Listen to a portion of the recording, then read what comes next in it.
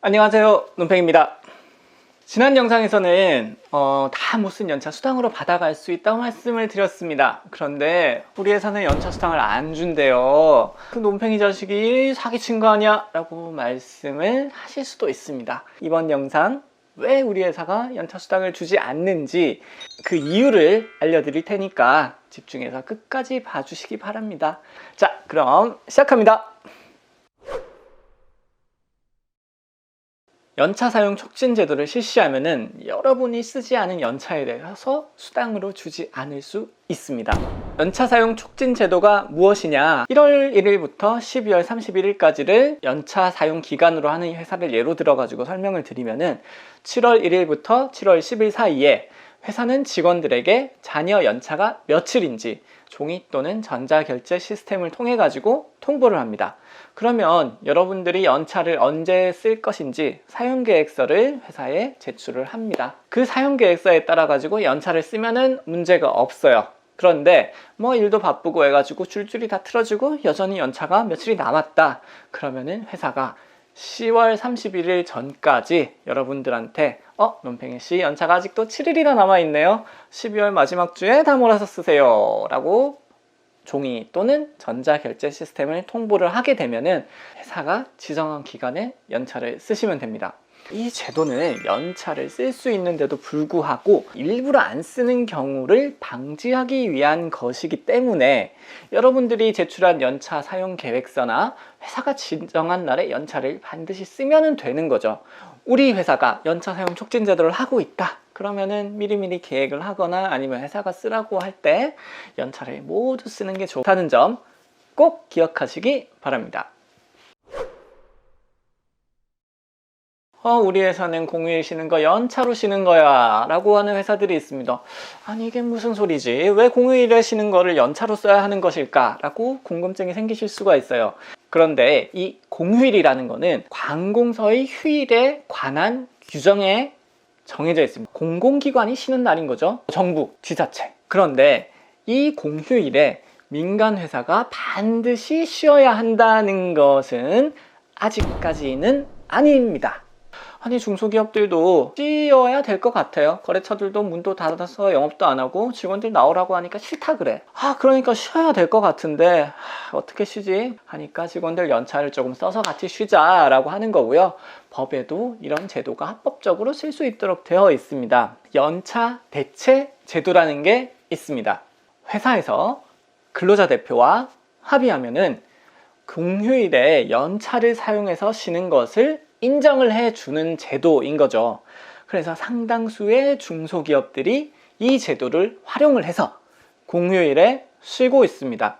신정도 쉬고 설날도 쉬고 3일절 석가탄신일 쭉 쉬어가지고 연간 15일에서 18일 정도가 돼요.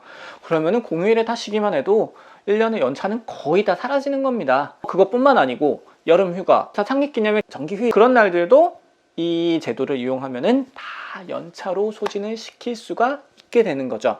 1년에 15일 연차 발생한다고 말씀드렸죠. 굉장히 쉽게 소진을 시킬 수 있다. 그렇게 아시면 될 것 같습니다.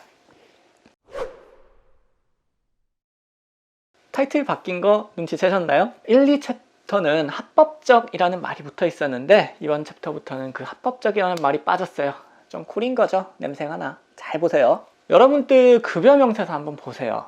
내 급여 항목 중에 연차 수당이 있는지, 그래서 그 연차 수당이 있다 그러면 집중해서 보시고 없다라고 하면은 점프해서 넘어가셔도 될 것 같습니다. 연차 수당은 하루치 1당 정도가 되는데 그걸 미리 여러분들의 정해진 급여 안에 포함을 시켜 놓는 경우가 있습니다. 근데 이게 왜 문제가 되냐? 연차는 여러분들이 쓰고 싶을 때 써야 하는 겁니다. 그런데 급여에 연차 수당을 포함을 해서 지급을 해놓고 지급된 만큼 여러분이 연차를 썼다고 주장을 하니까 그게 문제가 되는 거예요. 예컨대 월 급여가 한 300만 원 정도 돼요. 그 중에 10만 원 정도를 따로 연차 수당으로 이렇게 빼놓는 거죠.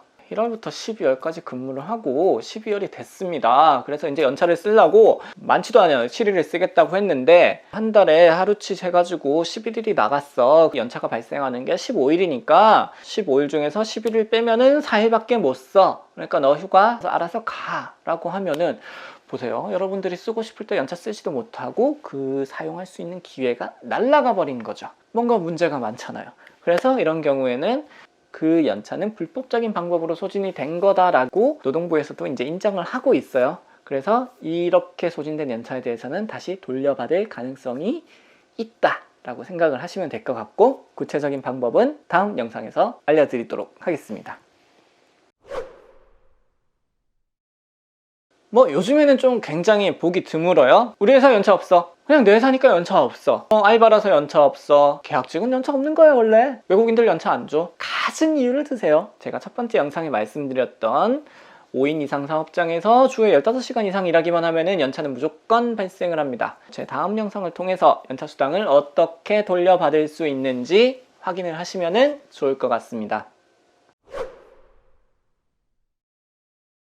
이번 영상에서는 우리 회사가 연차 수당을 주지 않을 경우에 어떤 이유 때문에 주지 않는지 여러 가지 유형을 소개를 해드렸어요. 자, 여러분이 다니는 회사는 어떤 유형에 속해 있습니까? 그거를 먼저 확인하셔야 되겠죠. 그래서 인사 담당자한테 찾아가시거나 아니면은 선임 아니면은 여러 가지 경로를 통해서 우리 회사는 왜 연차를 주지 않는지 그 유형을 파악을 하시고요. 그러면은 각 유형별로 어떤 식으로 한 번 더 점검을 해서 연차 수당을 받을 수 있는지, 그거는 다음 영상으로 알려드릴 테니까 그 영상들 꼭 시청을 해 주시기 바라겠습니다.